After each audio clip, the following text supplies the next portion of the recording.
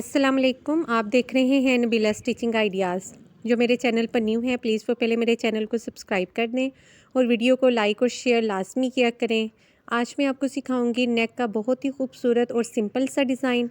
इसके लिए ये मैंने नेक को पहले कट करके उसको सेम जो फैब्रिक था उस पर पेस्ट कर लिया है। इसकी ये मेजरमेंट मैं आपको बता देती हूँ कि ये 6.5 इंच चौड़ाई में है और इसकी जो लंबाई है वो 7 इंच है। यानी कि हाफ़ इंच जो है वो हमारा ऊपर सिलाई का मार्जिन निकल जाएगा, 6.5 इंच हमारे पास तैयार रह जाएगा। ये मेरे पास 2 इंच चौड़ाई में और 2 इंच लंबाई में यानी कि स्क्वायर शेप में ये फैब्रिक है मैंने लिया है। इसकी हमने बनानी है पॉकेट्स। इसको इस तरह से हमने करना है, पहले डबल फोल्ड, इस तरह से डबल फोल्ड करके फिर इसको इस तरह से फोर्थ फोल्डिंग में करके इस तरह से इसकी पॉकेट्स बना लेंगे। ऐसे इस तरह से इसके पॉकेट्स बन गए। इसको हम डिज़ाइनिंग में यूज़ करेंगे। ये मेरे पास जॉइंट लेस है, आप कोई सी भी ले सकते हैं। और ट्राउज़र के सेम फैब्रिक के साथ हमने इसकी करनी है पाइपिंग। चले आए स्टिचिंग के लिए चलते हैं मशीन पर। ये हम मशीन पर आ गए हैं। ये सबसे पहले मैंने शर्ट का पीस लिया। जो कट्स हमने लगाए हैं यानी कि 6.5 इंच हमारी गले की चौड़ाई है, 6.5 इंच ही के कट्स जो हैं वो हमने लगा लेने हैं शर्ट पे। कट्स को करके बराबर इस तरह से हमने पहले जो है वो एक रफ स्टिच लगाएंगे। ये रफ स्टिच लगा के फिर हमने करना है ये शर्ट का और गले का दोनों के ये सेंटर की जो क्रीज है इसको अच्छी तरह से सेट कर लेना है ताकि हमारा गला जो है वो बिल्कुल सीधा स्टिच हो। यहाँ पर भी हम एक रफ स्टिच लगाएंगे। यहाँ से जब हमने रफ स्टिच लगाना है तो अपनी नीडल को यहाँ से जो थ्रेड है उसको कट नहीं करेंगे, बल्कि गले को सेम इसी तरह से घुमा लेंगे और घुमाकर अच्छी तरह से सेट करके कपड़े को यहाँ से हमने स्टिच लगा लेना है। अब यहाँ से स्टिच करने के बाद हमने थ्रेड को कट करना है। इस साइड से हमने नीचे से स्टिचिंग स्टार्ट की थी, लेकिन दूसरी साइड जो है वो हमने स्टिचिंग स्टार्ट करनी है ऊपर से। यहाँ से इस तरह से आपका गला ना तो घूमेगा और ना ही कभी टेढ़ा होगा। स्टिच करने के बाद जितना कपड़ा है एक्स्ट्रा उसको कट कर लेंगे, क्योंकि ये वी शेप में है। सिर्फ सेंटर में कट लगाएंगे, उसके बाद इसको फोल्ड करके उल्टा कर इस तरह से अच्छी तरह से उल्टा कर सीधा कर ले और इसको अच्छी तरह से आपने आयरन कर लेना है। अब ये है मेरे पास जॉइंट लेस, थोड़ी सी चौड़ी है, आप चाहें तो बारीक भी यूज़ कर सकते हैं। इसकी चौड़ाई कम करने के लिए ये जितनी एक्स्ट्रा है यानी कि डबल लाइनिंग है उसको मैंने सिंगल कर लेना है, कट कर लेना है। ये दोनों साइड से हमने कटिंग कर लेनी है।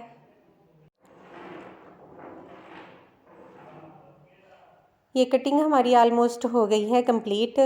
कट होने के बाद हमारे पास ये जॉइंट लेस की कुछ इस तरह से लुक आ रही है। ये देखें। अब ट्राउज़र का सेम फैब्रिक हमने लेना है। ये मेरे पास बिल्कुल सीधी और स्ट्रेट पट्टी है, इसमें रेप पट्टी बिल्कुल भी मैं यूज़ नहीं कर रही। इसको हमने इस जॉइंट लेस के साथ अटैच करना है। हम लेंगे फैब्रिक की सीधी साइड और जॉइंट लेस की रखेंगे इस तरह से हमने उल्टी साइड, यानी कि हमारे बाई फेस जो है वो जॉइंट लेस उल्टी होगी और फैब्रिक जो है वो सीधा होगा। इसको मेजर करके थोड़ा सा अपने फैब्रिक को करना है एक्स्ट्रा और यहाँ से कट कर लेना है। अब बिल्कुल इस तरह से आपने इसको सेट करके किनारे पे स्टिच करते चले जाना है।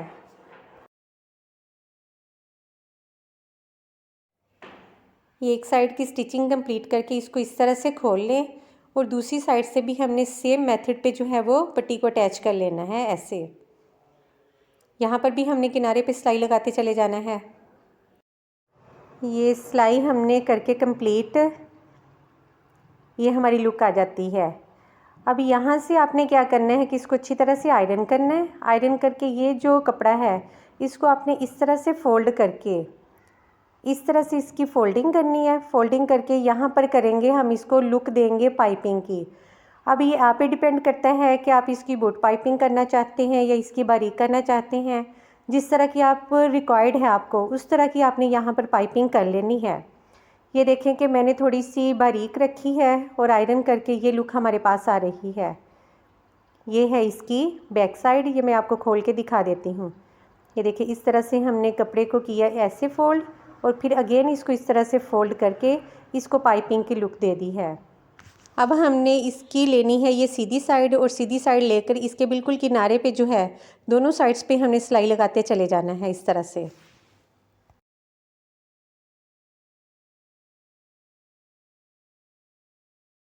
یہ ایک سائڈ کی ہماری سٹچ ہو گئی ہے کمپلیٹ. سیم اسی طرح سے ہم نے دوسری سائڈ پہ بھی سٹچنگ کر لینی ہے. سٹچنگ کمپلیٹ ہونے کے بعد ہمارے پاس یہ فائنل لک آ رہی ہے. دیکھیں کہ کس قدر یہ نیٹ اور خوبصورت ہے. اس کو جب آپ آئرن کریں گے تو اور نیٹ ہو جائے گی. یہ ہے فیبرک میرے پاس. یہ 2.5 انچ چوڑائی میں ہے اور 2.5 انچ چوڑائی میں. اگر تو آپ نے اس کے پاکٹس تھوڑے سے بڑے بنانے ہیں تو 2.5 انچ لے لیں، اور اگر چھوٹے بنانے ہیں تو آپ اس کو 2 انچ لے لیں. اس کو اس طرح سے آپ نے فولڈ کرنا ہے. فولڈ کر کے اپنے کنارے پر لگا لینی ہے اس کی سلائی، تاکہ ان کی لک جو ہے وہ اچھی آ جائے.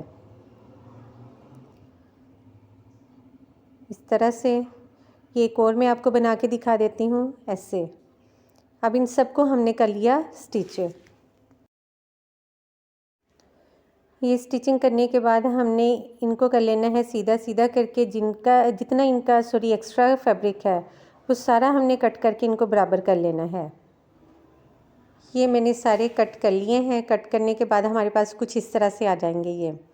اب ہم نے لینا ہے یہ شرٹ کا یہ گلا جو ہے وہ ہمارے پاس آئرن ہونے کے بعد یہ لک ہے. یہاں سے ہم کریں گے اس کا سینٹر.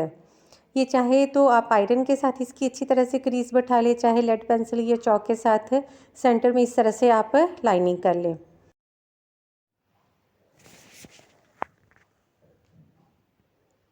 اب یہ جو پٹی ہم نے تیار کی تھی اس کو ہم نے اس طرح سے سب سے پہلے شولڈر کے ساتھ اٹیچ کریں گے. اس پوائنٹ پہ شولڈر کے ساتھ اٹیچ کرنے کا یہ مقصد ہے کہ ہمارے اس پٹی میں بالکل بھی جھول نہ آئے.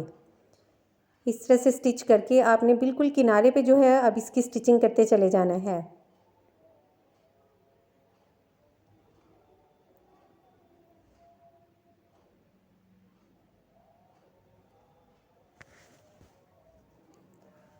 اب یہ ہماری آ گئی سینٹر تک. اس کی سٹچنگ یہاں پر ہم نے کمپلیٹ کی. اس کے بعد ہم نے یہاں پر لگانے ہیں پاپٹس، جو کہ ہم نے پہلے ریڈی کر کے رکھے ہوئے ہیں. یہ دیکھیں یہ اس کی بیک سائڈ ہے اور یہ فرنٹ سائڈ سے اس کی لک.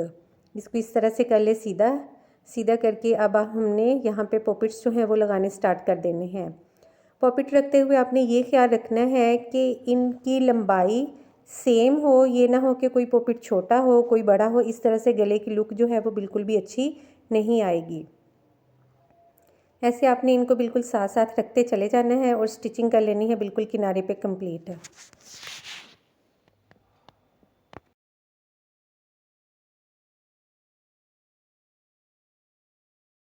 یہ ہاف پٹی پہ ہم نے ایک سائڈ پہ پاپٹس لگانے ہیں. باقی کی نیچے والا ہاف حصہ جو ہے اس کو ہم نے رکھنا ہے سمپل.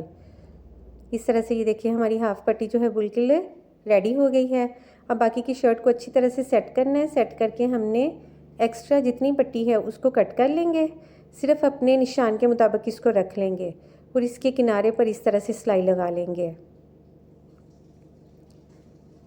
یہ کنارے ہم نے کٹ کر لینے ہیں تاکہ جب ہم فولڈ کریں تو یہ باہر کو نہ نظر آئیں. اس کو یہاں سے اس طرح سے کیا فولڈ. اس کی بنائی بالکل اسٹریٹ شیپ بنا کر اس کی سٹچنگ ہم نے کرنی ہے کمپلیٹ. اب یہاں سے اسی طرح سے شرٹ کو گھمائیں گے اور نیچے والا ٹانکا جو ہے وہ پکا کر لیں گے. ایسے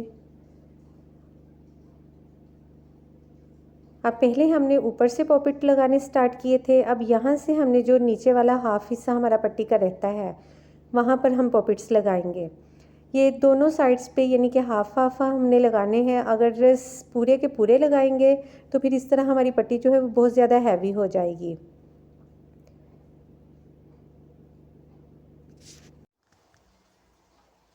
اس طرح سے ہم نے بالکل ساتھ ساتھ رکھ کے اپنے یہ پاپٹس کر لینے ہیں کمپلیٹ کر کے باقی کی سٹچنگ ہم مکمل کر لیں گے.